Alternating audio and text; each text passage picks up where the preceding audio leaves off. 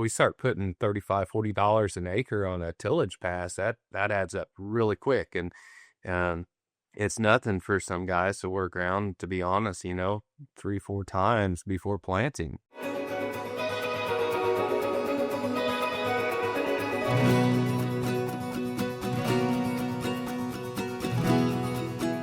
Hello and welcome to Illinois Corn TV. I'm your host, Shane Gray. Today we are hosting David Kleinschmidt. David is a farmer and an agronomist with Progressive Consulting Services. David, how are you doing? I'm doing great today. All right. Hey, let's just get right down to it and talk some cover crops here. For those people who are maybe not real familiar with cover crops, just real simple. What is a cover crop and what is the purpose of it? Well, there's a lot of purposes to a cover crop, I guess. When you're looking at what is a cover crop is something that is growing in between times of when your cash crop is not growing, typically. There's some one-off cases where guys are doing some interseeding of cover crops into corn, standing corn, and stuff like that. But that all depends on the type, part of the state that you're residing in and your goals. And speaking of what does a cover crop do for me, or why should we use one? It all depends on the goal. I think the number one reason why a lot of people use a cover crop or start using a cover crop is quite simply for erosion control. And that's both on wind and rain erosion. I think too many times, especially when you get into the central part of the state where we have a lot of flatter ground, we don't think about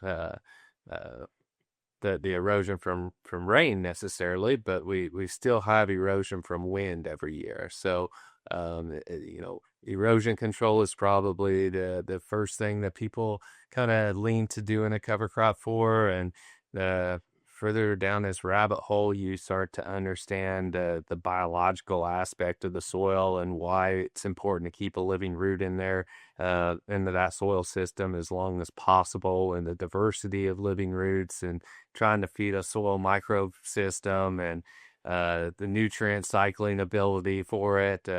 There's some bad rap on cover crops about, slug pressure or vole pressure or Yes. other Yep. insects like army worms and cutworms and wire worms and stuff like that, or stink bugs have been something we've been plagued with kind of in the South. And, those happen to be some problems that we can face sometimes, but they also attract in some beneficial predatory insects and a lot of birds. It's great for the wildlife. I think, I hear a lot of older guys older than me that talk about the quail and the pheasants that we used to have, and Right. guys that do cover crops and managing their soils this way for several, 4 or 5 years, we start to see an influx of quail and pheasants, and hey, those all eat on those insects too. So it kind of keeps that whole system, the whole ecosystem, if you will, in check.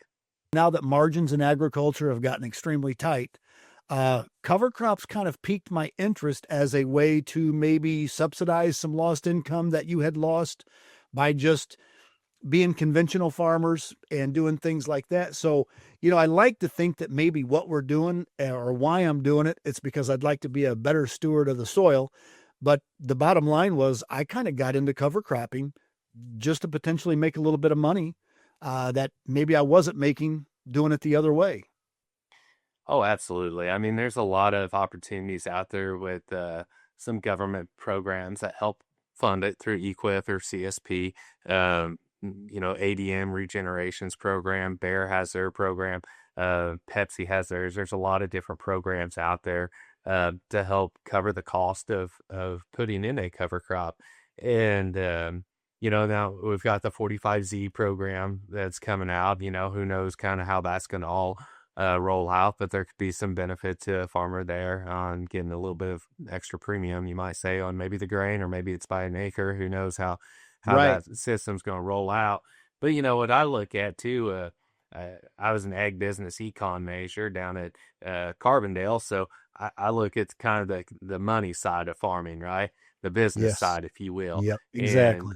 And looking at, I use whenever I run a break-even analysis with farmers, I use Iowa State or U of I's custom farming rates, right? Right. Because I figure, if you're a farmer and you're sitting in that tractor, you need to be paying yourself a wage. If that tractor blows up or something happens to your equipment, are you going to replace it with the exact model that you have, or are you going to step up?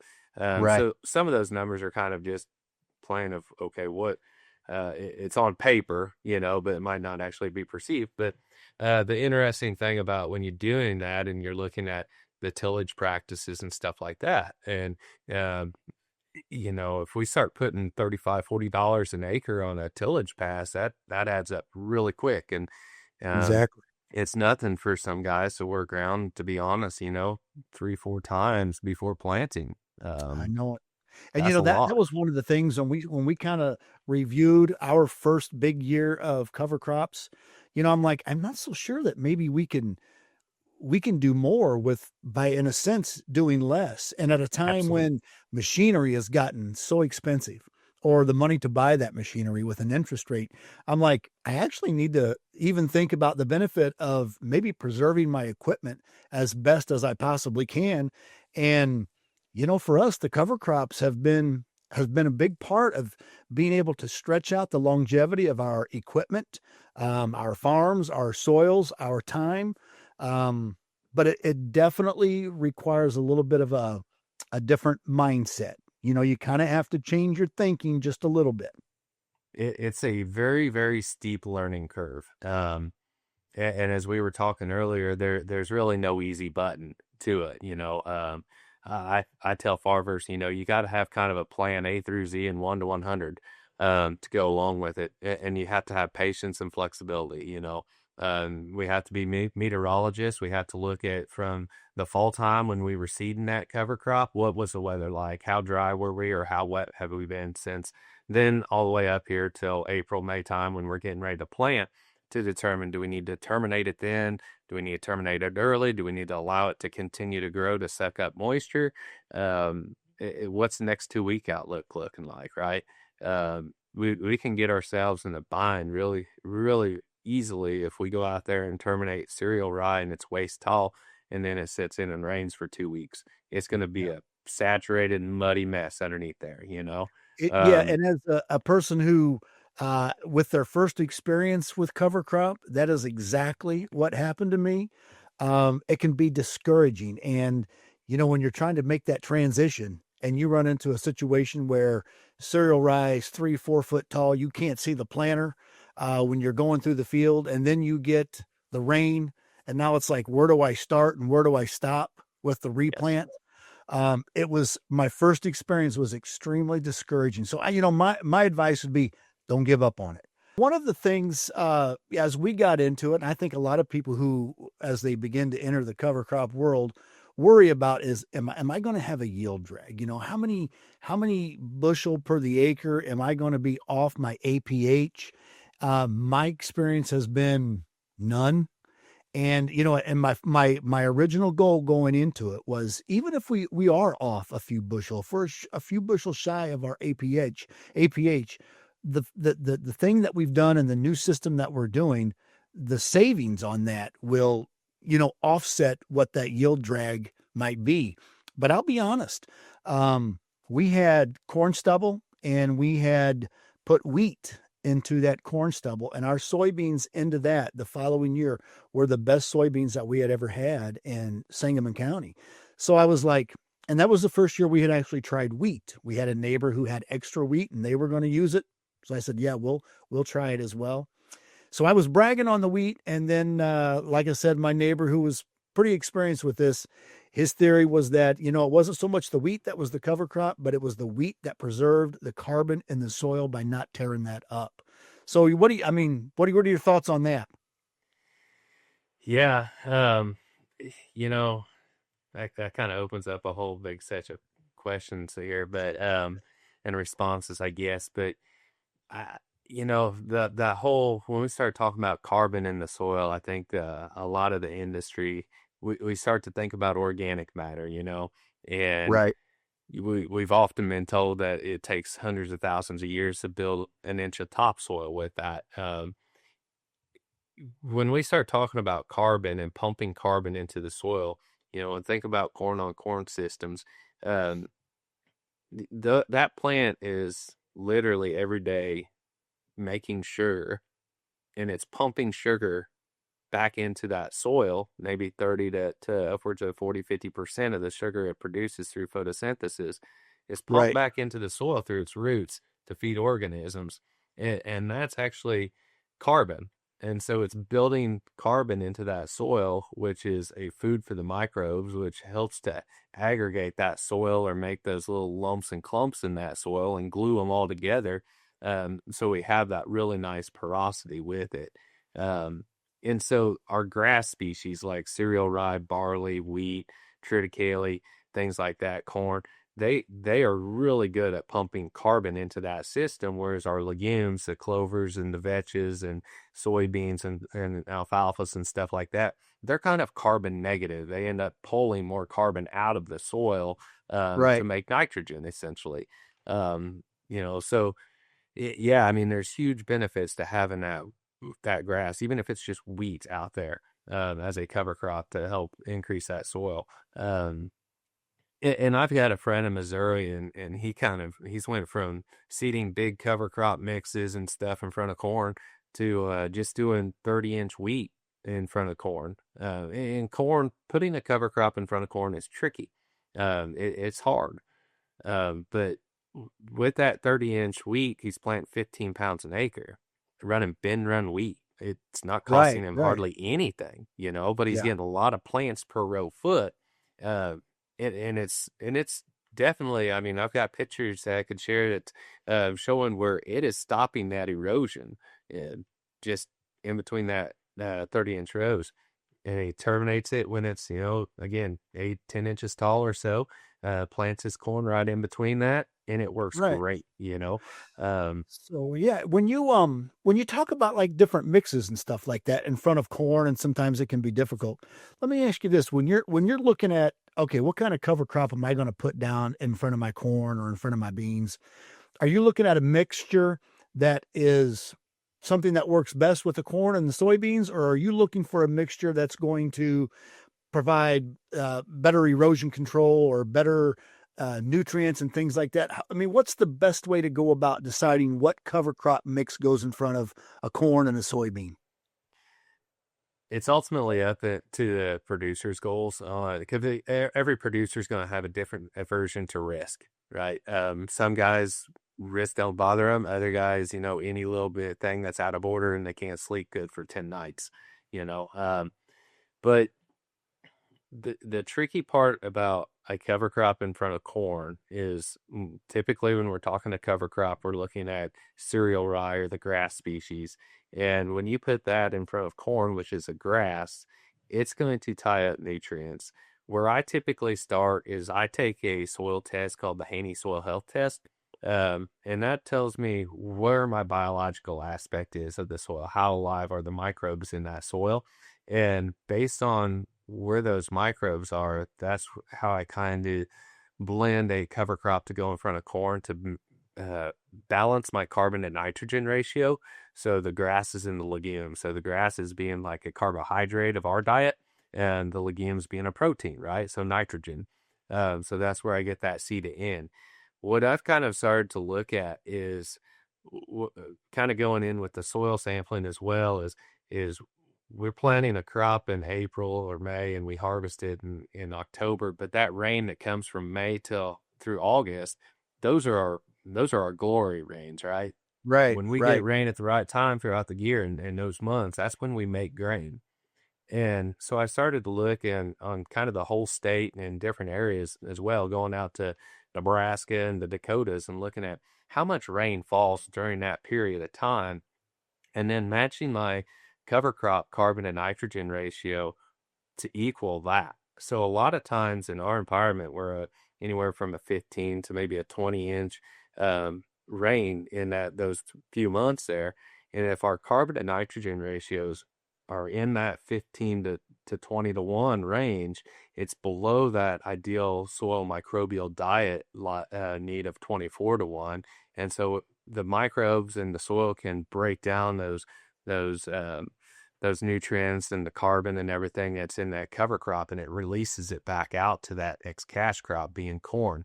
On soybeans, being they're a legume, and again, they're kind of greedy on carbon, allowing that rye or whatever to mature a little bit more and having a higher carbon to nitrogen ratio um, is more beneficial to them. So I actually looking at that aspect, I'm looking at kind of the annual rainfall.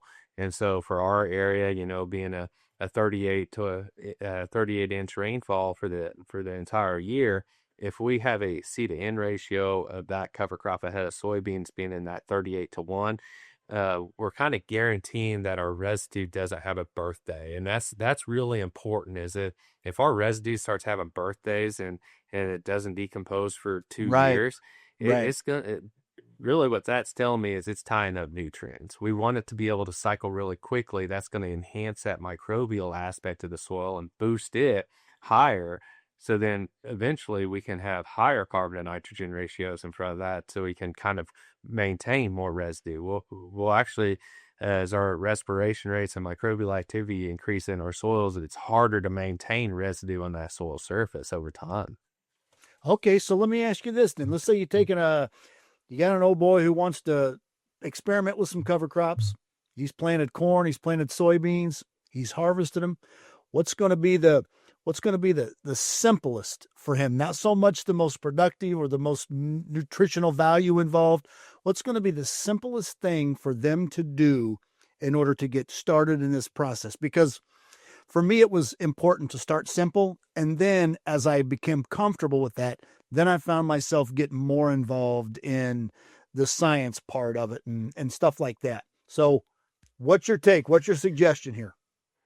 I think the drone technology is great right now. I think instead of waiting until after harvest, that we can use a drone to go out there and seed some cover crops before harvest begins. So we start that growing period early. I always tell guys that 1 days of growth in September is worth 5 days of growth in October, just because we start losing GDUs. So if we're waiting until after harvest and we wait till all of our crops are harvested to seed a cover crop, we're basically limiting ourselves to cereal rye. Okay. And so with that drone, now we can go in there and fly some things on earlier, oats and radish and into a soybean that will go to a corn that next year is really easy. The problem with a drone is the carrying capacity. We're not going to fly on 60 pounds of cereal rye into standing Right. corn to go to soybeans that next year. You just can't get across the field. And that's where we would probably rely on an airplane or something like that.